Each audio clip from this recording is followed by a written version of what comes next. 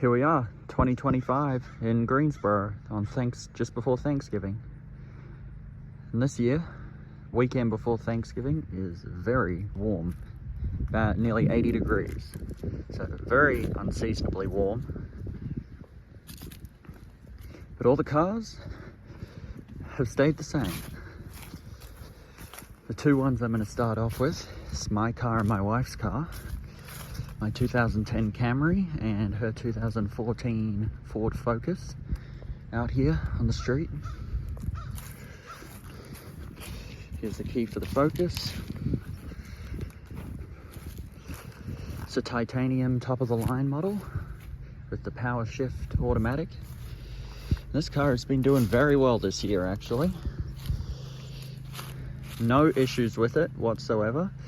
The only thing I had to fix a flat tire at one point, and the only issue that we've run into is a couple of months ago my wife hit a tractor trailer tire on the interstate, and so essentially under here it messed up part of the mud guard and that front splitter there. But overall it didn't do a huge amount of damage. I just cable tied it up, and it's an old car worth like $3 grand, so it's not worth, you know, putting a whole bunch of money into fixing. But otherwise we've had no issues. The transmission has been fine. It's still jerky, but it hasn't done anything bad. The interior still going good. Horn still doesn't work, but I can wiggle the wires enough for it to work to pass inspection, and then it goes out a day later again. But again, not worth fixing in a car worth about $3,000. So we'll start this one up, push button start. Before the purpose of getting point A to point B, doing what we need it to do, uses no gas, it's great. So we've got 154,614 miles this year, so probably put a good 20,000 miles on this car. Overall, like I said, no real issues. The only thing that cost me money this year, which was honestly a ridiculous expense, was when the battery died. So I needed to put a battery in it, and you know, you think, oh, putting a battery is really easy. So I went to AutoZone and got one, and I was flying out for work the next day to Texas, and I went to end up replacing the battery. And I guess this shows how much time I've spent under the hood of this car.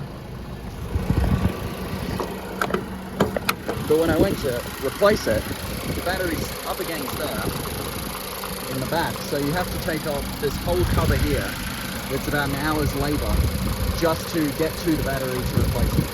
So that cost me, you know, a whole hour and a half's labor at a shop, because my wife was stuck with just this car when I had gone out of town, left mine at the airport. So, you know, I had to pay someone to do that, which was frustrating. So all in all, it was about a $500 battery, which is ridiculous, but you win some, you lose some. It's had no other expenses otherwise. So yeah, we're just going to keep this car around, as you know, it doesn't cost us anything. If it drives, it drives. And I guess when the transmission goes out at some point again, which it's a power shift, so it will at some point, we'll just, you know, get rid of it then. But for now, it costs us nothing to run, owes us nothing. So it's been a great little car this year.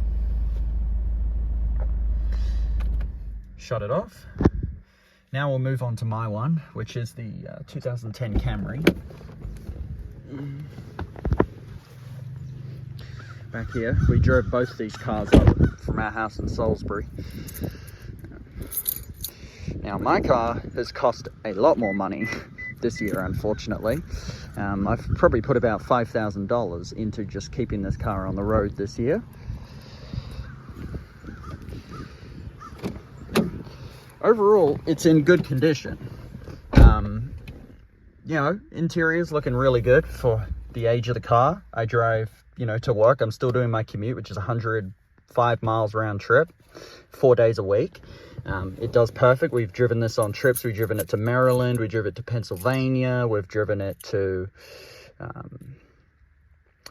different all over North Carolina to the beach and that, and it's doing great. It shifts a little strange. It definitely, you know, it's starting to have a torque converter shudder and a little strange, but again, same as the Ford in front, it doesn't cost me anything to run. It doesn't have any problems that make it break down, so I'll just keep it running, and it doesn't cost me anything, and if it breaks, I'll just think about getting a new car. But the one issue that I did put into this car is the AC. So, you know, I've mentioned in previous videos, there's the that it was blowing hot. So, you know, this year I decided, okay, I'm driving, you know, 30,000 miles a year. I can't not have air conditioning in this car anymore. You know, my wife and I are taking it on trips. So I bit the bullet, had the AC compressor, the AC condenser, and the evaporator core and heater core replaced. Altogether, I mean, that was like $4,000 to get a shop to do that for me, which was insane. This whole dashboard came out to the firewall, and the HVAC box was replaced. So, you know, that was a lot of money, but the AC is absolutely perfect now. No issues, no concerns, no nothing at all. The only issue is when the shop put it back together, they didn't line up the tracks on the blend door actuator. So then when it came, so I had that done in June, and then when it came to getting a little chilly in the mornings in like September, October, I noticed the heat wasn't working. And so I'm like, great, here's this. But lucky I took it to a buddy, and he was like, yeah, it's really simple. It just wasn't, the door motor wasn't put back in its tracks, and so he did that for me, and now I've got heat, now I've got AC, so it's running perfect. But let's start it up, turn that music off, and we have 260,243 miles. So as I said, it's still going. It still burns about a quart of oil every 700 to 1,000 miles. I just top the oil off and don't care at all. It's got tire pressure light, stays on.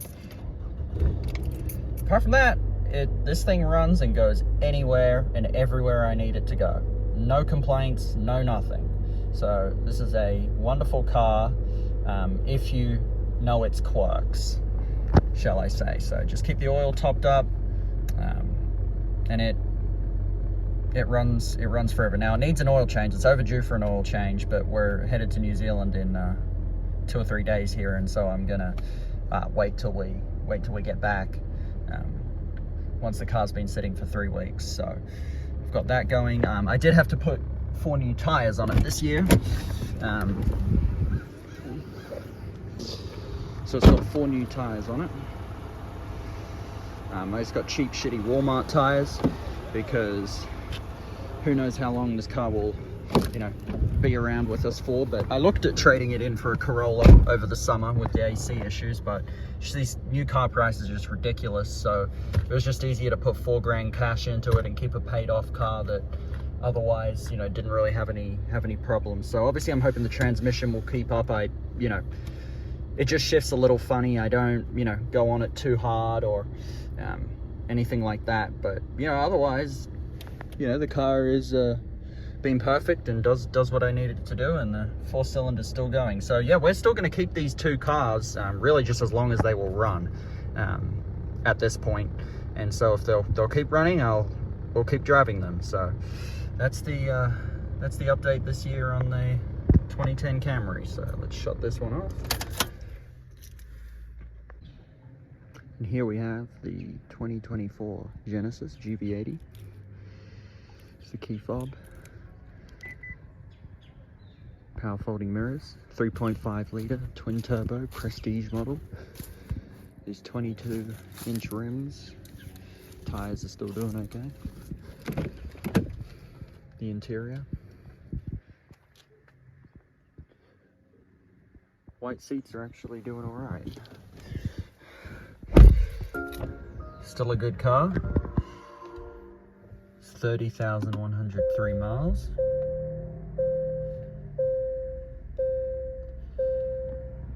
This car's been doing all right this year. It no issues with it, no problems. See, it's getting about 20.7, and that's highway miles, so not exactly the best on fuel economy, but it is what it is. But overall, it's been doing really well. We still like this car. Went on a trip to Nashville, Tennessee a week or two ago. So got the heated, ventilated seats, massaging driver's seat, heated steering wheel, the shades, quilted leather. So it's been going good. No issues with this car reliability wise. Obviously with Genesis and Hyundai, kind of has its questioning long term compared to the Toyotas we're used to having, but now it's been doing very well overall. So I can shut this one off.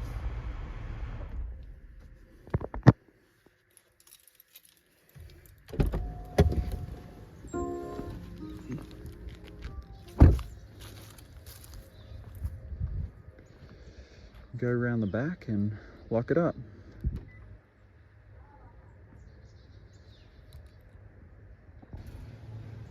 And here's our next video of the 2024 Highlander. It's XLE, 2.4 litre turbo. It's been going very well this year, no issues. My wife and I have borrowed this a few times to take it to different places. So we have 41,892 miles. Black leather interior, it's doing very well. No issues. Starts right up, no problems.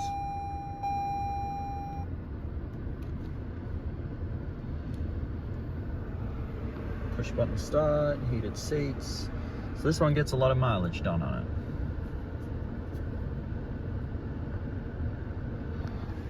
We have that in the back there, and the bags to go to New Zealand are in the back because we're going to take this to the airport this afternoon.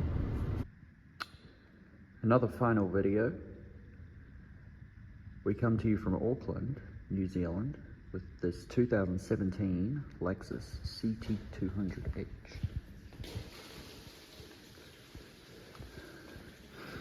This one is one that my uncle got this year. Bought it at Lexus of North Shore of Auckland. There's power folding mirrors.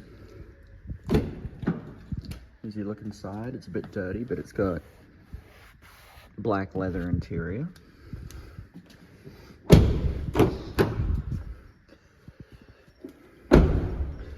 It's got a very small rear hatch. Not a big boot, as they would say here on these at all. If we go inside, it only has 57,285 kilometers. So that's roughly maybe a little over 30,000 miles on a 2017 8-year-old car now. So people definitely don't drive much in New Zealand. It's a nice car. We'll start it up. It's a hybrid. So it has a 1.8 litre hybrid engine paired to a CVT. It's really just the engine out of the Prius. You can start it up, and obviously there's no starter noise because it's a hybrid motor. This car's been doing really well. Gets great fuel economy. The engine just kicked on there. They're going 57,000 kilometers. If I go down through this infotainment screen that they have here, I've been getting 5 litres per 100 kilometers, so that's not actually that great in it, but a lot of that's been kind of highway driving. It also has a sport mode you can flick it to here, or an eco mode. I like keeping it in normal mode, it's perfectly fine. It also has this EV mode, which is not available right now because the engine's kicked on. But yeah, it's got a funny looking shifter that gets you into drive. That gets you into reverse, and then park is there. And then obviously it's got the really annoying Lexus touchpad. The engine just kicked off again. But overall, this car's doing very well. It's a great little car, and hopefully it will serve him for many years. So sold his 2002, it was, Subaru Impreza for this car. So we'll hit power off. And so here's the engine, 1.8 litre hybrid, 1.8 litre petrol engine paired to a hybrid motor with an eCVT transmission. So basically the same powertrain out of the Toyota Prius. And this car was New Zealand new. So most cars in New Zealand are actually imported from Japan. About 70% of the cars on the road, that is, are imported from Japan. This one was a New Zealand new car, which was quite a good find. And compared to what this would sell for in the US, it's probably only 2/3 of the price, maybe even less. So cars are definitely cheaper to get over here than in the US, but it's a great little car. And when we lock it, power folding mirrors.